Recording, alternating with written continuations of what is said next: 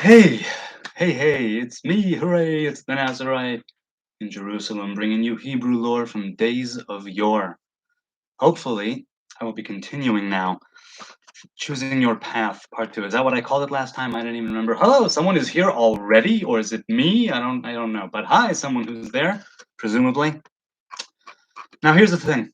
Hi. I wanted to get a few things from Facebook, but Messenger is iffy. I got a few comments regarding the last video, or a few comments were exchanged at any rate regarding the last video, and I wanted to bring that and quote it properly, but it looks like Facebook is acting up. So I'm going to say what I wanted to say regardless of the comments on Facebook, continuing the question from last week, where I don't remember who it was. I think it was Yodidiao Floats, who said, how are we to know, or Mana Farms, who said, how are we to know that we are on the path of God? How do we know? Is there a test to know if we are on the right path? And I thought about it for a minute, right, or so, and I said that for me the best test would be Eden. You take Eden, and I've spoken of this in a previous video that isn't online, right? Lessons from Eden. I had a whole video on that, but this got it even more precise, and this is why I wanted to continue speaking of it. Eden is, Lord knows, it's part of my thing. So in Eden, it's the story of mankind, of the potential for transcendence, of something that is yet that is incomplete. It's a semicolon, right? It's not. We're still finding our way back to the garden. What to do, what not to do, acknowledging errors, taking responsibility, making an attempt to become better, as long as we still draw breath, because death came into the world, okay? That. So I know we're not in Eden. I know that we're not going to be in Eden as I might perceive it right now. It was passed down to me in the Torah. It's not exactly what it was. And so I know that we're not there yet. I know I'm not there yet. I'm looking for the garden. I'm not actually there. All that's clear to me, which is why I said in that last video that it's supposed to be like in proportion to where you are and what you're doing in life, but it should be following you. Meaning, let's say the nudity thing, where I said, okay, there are laws and there are rules, whether it's this, that, or the other. And so, more conceptually speaking, for that to be following you, if you want to follow the path of God, go in the original path. The original path, by all accounts in the Bible, is Eden. That's the way it was going to happen. And say again what you will, the Lurianic Kabbalists and others, right, Hasidism, about the breaking of the vessels, and it was something that was just playing out quasi-physically, something that was already kind of predetermined in some way, that there was this breaking of the vessels, the Lurianic breaking of the vessels. But seeing as I'm, at least as I've said before, now in life, not going with the Lurianic teachings and more with the Ramak, I think of things a little bit differently. Not to say that I understand them both and I can no, just who I connect with. I've said this before. I'm connecting a lot more with the Ramak in recent years, significantly more. So I know that I'm not in Eden. I know we're not in Eden, but to live as though you can let Eden influence your life on a daily basis is what I'm trying to say. To take those lessons in. So how can that be encapsulated? And this is something I didn't mention in the previous video, but I did mention for sure before, is that cry of Ayeka. Where are you? When Adam and Chava are naked and afraid, and God calls out, Ayeka, where are you? It's that call of Ayeka that is like that Om that reverberates throughout all creation. After the fall, I mean, that Ayeka kind of echoes throughout the generations and it follows us. That must have been such a bad trip to eat from that fruit and then suddenly be naked and aware and afraid. Oh man. But the call of Ayeka, it's not a judgmental one, and it's not I don't know what to call it. I'll think of a good word. Anyway, it's not one of judgment or of sowing doubt. That's what I wanted to say. It's not one of sowing doubt. It's not like kicking you while you're down. It's one that is inviting you to return, to transcend, to become better, to do tshuva, as they say. And to play God, being the image of God, to play God, you know, b'zeir anpin, in a small way, in our way, by asking ourselves the very same question. We hear that echo and we heed the call of Ayeka, and we ask it of ourselves. Again, not with judgment and not with any kind, if you can help it, not with any kind of self-loathing, but a simple question, an honest question of you know like a curious nature, wanting to know. Because if you ask the questions and you ask them honestly and authentically, genuinely, that's what Hidbodedut is based on, that dialogue.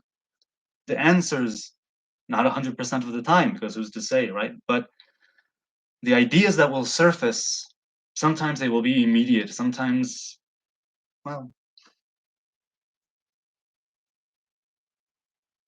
if you stop to think about it on a daily basis and ask yourself, where are you? When you do it in a non-judgmental, non-confrontational kind of way, though sometimes that's nigh and unavoidable, inescapable sometimes. I know from my experience of self-loathing, but still to continuously do it, to keep that call, that cry alive and implement it in your life.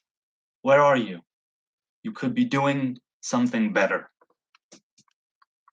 It won't apply across the board, but that cry of Ayeka can infiltrate if you let it. And again, it's not the angry, abusive father shaking his fist at the frightened boy.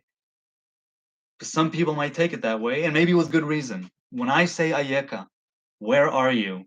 It's not a cry of look at yourself, look where you are, because Lord knows we feel that, but it's a cry of Ayeka, of where are you? Well, like I said before, right? Where are you? You could be doing better in an encouraging and life affirming kind of way. And even though the bad times and the sad times and the down times and the bad trips are inescapable because we're inside all of this human experience thing, to bring that cry of Ayeka into your life, I do it through Hitbodedut, right? The continuous intimate dialogue between oneself and the Most High. It forces you to ask the questions that sometimes you're running from, and maybe you won't confront them, with all of you, but to pose that question is also to constantly provide the opportunity to answer it, to take the plunge, to have courage and be able to utter something that you have not uttered all your entire life, like water tapping on a stone, right? That cry of Ayeka, of where are you? That continues to echo. All right, let's see. Is there anything in the chat? Hey, Oregon Freebird, hello, shalom to you. No, there's nothing in the chat other than Karen's lovely shalom. Peace be unto you. Peace unto you. Peace be with you. Peace unto you. Shalom alayich. We had a nice dialogue. Now it's erased. Oh well, maybe somehow. I wonder when I'll stop talking about it. But maybe sometime, somehow, my channel will be resurrected. I don't know how. I doubt that it will, but never say never. Okay, so you tell me, people. Is that way of Eden, and how do you know if you're walking in the right path? I turn it back to you. What do you think? How do you know when you're choosing your path every moment of every day? Yes, and in general, in a long-term way. How can you be sure? Can you be sure? Is there any surety? Can you actually know? What is knowledge worth in this in this matter of am I doing God's will? Am I doing God's will? This Eden test might not be perfect, but the more I think of it, and I have been thinking about it, the more I think of it, the more I'm getting to like it, and I would want to develop it even more. And yeah, sure, that's kind of what I've been doing with with this entire vow and this entire YouTube channel. As far as I'm concerned, that's just digging deeper and deeper into those questions. How do you know? You don't know. But what is it that could be the closest thing, let's say, the next best thing to knowing? Because what's knowing? Going in the way of the Torah, in the sense of these stories were given for a reason, and going to that original story of creation, it's always fascinated me. Always. I can barely remember a time in my life where the story of creation was not something that I was, in one way or another, contemplating and thinking in the sense of what was, what will be, what could be, where am I, and all in all of it. It's something that I've discovered through the vow, through this channel, through talking to people, through being forced, right? I'm using that loosely, through being forced to think even more acutely. Now, some might say this is all a bunch of BS and it's folly and there's no acuteness in bullshit, though there probably is. But that's besides the point. Sure, you could say that it's a bunch of crap. Let's say it's a bunch of crap. It's a big steaming pile of crap. What part of in my life? Well, what parts does the steaming pile of crap play? What can I learn from the steaming pile of crap? Paula says, hey, if what you're doing lines up with the written word, you're doing his will. On the one hand, I completely agree, Torah. On the other hand, the written word, I know, has been manipulated. As I've said before, with the dots over the letters in the scroll, with the different the variations of the Dead Sea Scrolls, and different things between proper Orthodox rabbinic scrolls, between different peoples of different regions. So it has been changed. There is a change. This could also be a testament to the diversity of the Torah and the fact that it has 70 faces, shivim panim, 70 sides, let's say, to it, they say. The written word, if I'm so that's precisely the point. If I was going to have this test, and nobody's testing anyone here, huh? But I was asked, and this is part of what I like about it. I was able to focus. I thought for a moment I won't be able to answer it and I might not be able to answer it for a very long time. But the fact that Eden sprang into my mind, I think it does say something about a possible connection, and certainly some connection that I have with the Torah, with going back to the origin, right? We're talking about root, origin, primordial. And again, I'm saying this at a time when it's thousands, millions, billions, untold years afterwards. Or nearly 6,000 if you believe that. Still a long time. And it's not where we are. So it's very dangerous and to go with a book. But in my own unique and personal experience, I've found this to be true, which is why it sprang into my mind. I've tried to introduce Eden into my life. And it has proven itself in a big way, taking the lessons from Eden. And you could say, no, there's no God and it's man-made. And let's grant that. Let's say there is no God and it's man-made. To live that kind of life of human beings and nature, to live as if there's something there that we need to fulfill, the prospects and the potential of meaning and of being the image of the Creator. And if you don't believe in a Creator, then of creation. There's something so amazing to that, at least in my opinion. The written word. So I agree with you. The Torah is full of it, but the Torah, much like in Eden, is also full of what not to do and what to avoid. The more I read the Tanakh, the more I look around me, the more I see that there is a lot of truth to this Edenic mindset that I'm aspiring to. And once again, I must reiterate, I'm not doing this in order to shed the yoke of responsibility and the burden of halacha, of Jewish law. It's something I'm feeling, or at least I don't think so. It's something I sometimes struggle with, but the struggle is only when I'm exceedingly weak. And in any other time, I know that what I'm doing has some merit, something.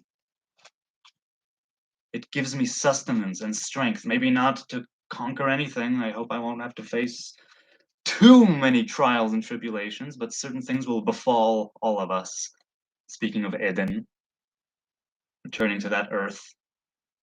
All right, let's keep reading the chat. Oregon says, this might sound weird, but dreams have helped me on my path more than anything. Or, I should say, got me moving in the right direction. Why would that be weird? Whether you take it as a manifestation of some sort of unconscious realm, or whether you take it as like trying to broadcast something to the mind, or whether you take it as a simple, or not simple, but an alternate reality in sleep mode, nothing more or less, or whether you take it to be prophetic sort of visions and anything in between on that spectrum. Dreams can do a lot. If we don't dream, we suffer. I think this has been studied and proven, right? If we don't dream, it's a problem. That world needs to exist. It's fascinating. So of course, it doesn't sound weird to me. I have had some major dreams and minor dreams which have shaped who I am. So I definitely understand. Gotten you moving in the right direction. I understand what you mean. I definitely do. I've had dreams. No, forget that. Okay, Paula says, as a follower of Yeshua HaMashiach, she says, there is a shalom, a peace, the Ruach HaKodesh gives you that lets you know you're in his will. Robert. Okay, so Robert says that as a follower of Yeshua, he says that there is a kind of peace that the Ruach HaKodesh, the spirit of sacredness or Holy Spirit, although it's the spirit of holiness, right? Ruach HaKodesh gives you a kind of serenity, I suppose, a kind of peace. Lets you know you're in his will. Well, I mentioned this when we were learning back then, Rav Kook's Lights of Returning, or Ota Tshuva, and he says that to always be returning and to going in the path of God is twofold. On the one hand, you feel that you'll never be able to. Wait, let's put it this way. On the one hand, you know that there are still things that you suck at and that you're failing at. On the other hand, you know that the place that you're going to, with yourself, where you want to take yourself, that ideal that you aspire to, God, whatever you want to call it, that place, that being, like you being there, is something that is so, well, natural and so wonderful that it keeps it in balance. On the one hand, you have sometimes that burning passion for the Most High, and you are sometimes after a sin, major or minor, you have some sort of epiphany, you have maybe not a dark night of the soul, but if you do it bodhidut every day, it's something that could recur more and more, and it doesn't cheapen the experience or devalue it, but I digress. You have some sort of something which wakes up and says, let's do this, let's do that, let's abstain from doing this or that. So on one hand, you have that thing that's pushing you and saying, yes, you can do that despite everything that you're doing that's not okay. It's precisely what you're doing that is okay that will allow you to retroactively bring it all into a culmination, right back to Keter, to merit that crown, that being, right, that image of God. And that's an amazing thing to guide you, despite your inadequacies and your inability to measure up with you and your imagination, with you and what you feel, and I don't know what. So it keeps you in balance. Having that burning passion, it also carries with it, right, that fire of regret and guilt sometimes, which is not a good thing, but within measure it can be. If you have this peace, this serenity, it's like saying that you are in balance and you are able to accept certain parts of yourself without letting it drag you down, or rather, to always keep it in check. If you're being something is dragging you down, at least be aware of it, vocalize it, sound it, right? This is Hitbodedut. This is that. This is why. Well, no, let's not go there. Let's continue in the chat. Is there anything there? Beep, beep, boop. No. All right, cool. And it's almost been 20 minutes. There's more to say, but I'm going to keep it short. 20 minutes is all good. Thank you, Paula and Robert. Thank you, Karen, Oregon Freebird. I appreciate you being here. You watching now, you watching later. I like it. It's so good to be here once again. And I thank you for being here with me. There's more to say. I don't feel I was too. There's. Ay, Jonathan, what will be? I'll have to continue another time. Oh, wait, let's see. Robert or Paula says, an encouraging verse for all, Psalms 40:17. Let's read that one. Let's read it. 40:17, the New International Version. But as for me, I am poor and needy. May the Lord think of me. You are my help and my deliverer. You are my God. Do not delay. Hmm. An encouraging verse for all. Yeah, it is. It really is. I agree. Also, how do you judge your path that you are on?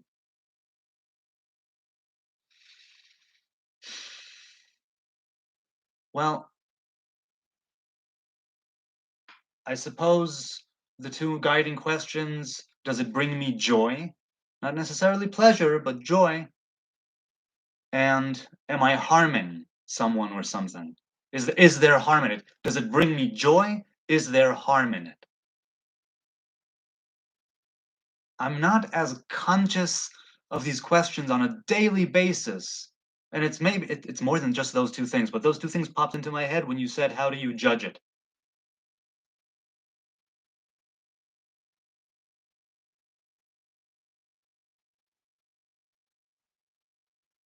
I judge it